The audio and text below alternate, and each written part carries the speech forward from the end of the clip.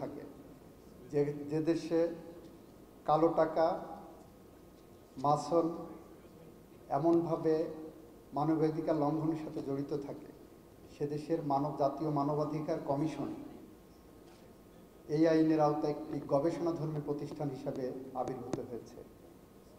Action নেওয়ার জন্য যে মেকানিজমগুলো আছে সেই মেকানিজমগুলো প্রোঅ্যাক্টিভ রোল প্লে করার জন্য ডাইরেক্টলি মামলা করতে পারবেন, সেই ধরনের কোনো পদক্ষেপ নেওয়ার কোনো বিধানই আইনে রাখা হয়নি।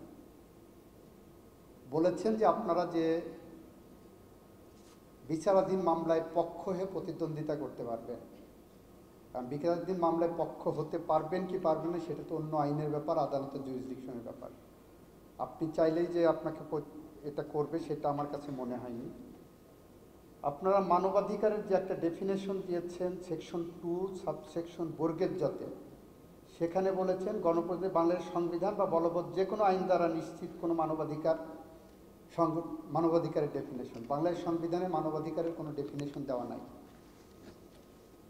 আপনি একটা আইনকে রেফার করলেন, সেখানে সেই ডেফিনেশন এখানে দেওয়া হয়নি। সেকশন 5-এ আপনারা কমিশনের মধ্যে কমপক্ষে 1/3 নারী এবং একজন ক্ষুদ্র নৃগোষ্ঠী বা অনগ্রসর জনগোষ্ঠীর সদস্য হইতে হবে, এটা আর্টিকেল 26 অফ দি কনস্টিটিউশনতে কমনসেট করার চেষ্টা করছেন। অ্যান্টিব্যাকটেরিয়াল অ্যাডিটিভ যুক্ত সেরা ওয়াটার ট্যাঙ্ক বিশুদ্ধ পানিতে ব্যাকটেরিয়া জন্মাতে দেয় না। আধুনিক যুগে এসে নারীকে এখন আপনি অনগ্রসর বা একটা সাবসার্ভিয়েন্ট সেকশন হিসেবে দেখছেন। এই জায়গাটা অনেকের সাথে আমার ডিবেট হবে। আমি মনে করি যে আপনারা যখন সিলেকশন যারা করবেন তাদের এই কনসেনসাস থাকা দরকার, এই বিবেকটা থাকলেই যথেষ্ট হবে। এই জায়গাটা আপনারা রাখলে অসুবিধা নাই, মোর স্পেসিফিক হলো, কিন্তু আইনে কোডিফাই করে ফেললে তখন আমার কাছে মনে হয় যে এই সেক্টরকে আমরা একটা উপগোষ্ঠী হিসাবে দেখছি, সমানভাবে দেখছি না, সেই আমার এটা নিজস্ব ধারণা।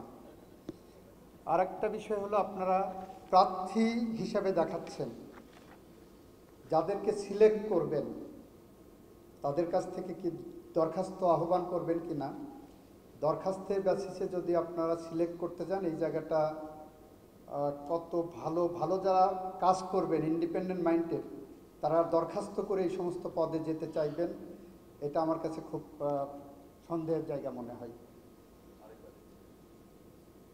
আপনার সেকশন 2-এর সেকশন 6-এ চেয়ারপারসন ও কমিশনারগণের নিয়োগ, মেয়াদ, পদত্যাগ ইত্যাদি, এখানে 2 বলছে প্রার্থীর নাগরিকত্ব, প্রার্থীর বয়স, প্রার্থী বলতে যিনি অ্যাপ্লাই করছেন। এরকম হাই প্রোফাইল পোস্টে অ্যাপ্লিকেশন জমা নিয়ে কাউকে নিয়োগ দিতে গেলে আমি মেরুদণ্ড সম্পন্ন কোনো মানুষ যারা মানবাধিকারের কাজ করবেন তারা দরখাস্ত করে নিয়োগ নিতে চাইবেন কিনা সেটা আমার কাছে একটু সন্দেহ হয়।